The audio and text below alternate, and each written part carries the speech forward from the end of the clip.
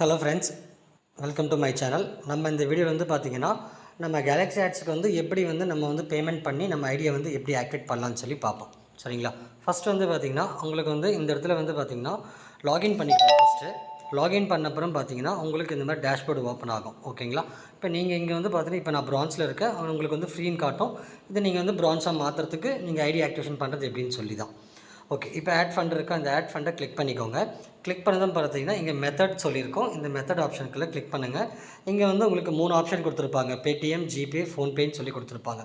நீங்கள் எதுக்கு எந்த எந்த இது வச்சுருக்கீங்களோ அந்த இதுக்கு ஓகே. இப்போ பார்த்தீங்கன்னா என்கிட்ட ஜிபே இருக்குன்னா ஜிபே கிளிக் பண்ணிக்கலாம்.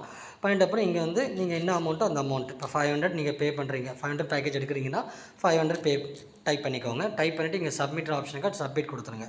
கொடுத்த அப்புறம் இங்கே ஜிபே காட்டும். இது கிளிக் பண்ணிக்கோங்க. கிளிக் பண்ணதும் பார்த்தீங்கன்னா உங்களுக்கு இங்கே எல்லாமே ப்ரொவிசர் நேம் காட்டும், அமௌண்ட் காட்டும். அடுத்து கம்பெனியோட ஜிபே நம்பர் காட்டும். இந்த நம்பருக்கு நீங்கள் பே பண்ணிடுங்க. பே பண்ணிவிட்டு இங்கே இந்த இடத்துல ஓகேங்களா, இந்த இடத்துல என்ன போடணும்னா நீங்கள் ஜிபேலேருந்து பண்ணியிருக்கீங்க பார்த்தீங்களா, அப்போ உங்களோட ஜிபே நம்பரை இங்கே போட்டுருங்க. இங்கே ட்ரான்சாக்ஷன் ஐடி நம்பரை இங்கே போட்டுட்டு சப்மிட் கொடுத்துருங்க. கொடுத்து முடிச்சுட்டு ஒரு 3 ஹவர்ஸ் மேக்ஸிமம் 3 ஹவர்ஸில் உங்களுக்கு ஆக்டிவேட் ஆகும். ஓகேங்களா? அப்புறம் இதில் இந்த ப்ராசஸிங் முடிச்ச அப்புறம் இந்த டேஷ்போர்டை கிளிக் பண்ணுங்கள். கிளிக் பண்ணதான் பார்த்தீங்கன்னா 3 ஹவர்ஸ் கழிச்சு இங்கே அப்டேட் இருக்குது பாருங்கள். இதை கிளிக் பண்ணுங்கள். அப்டேட்டுக்குள்ளே போன அப்புறமா கீழே அப்படியே ஸ்க்ரோல் பண்ணுங்கள்.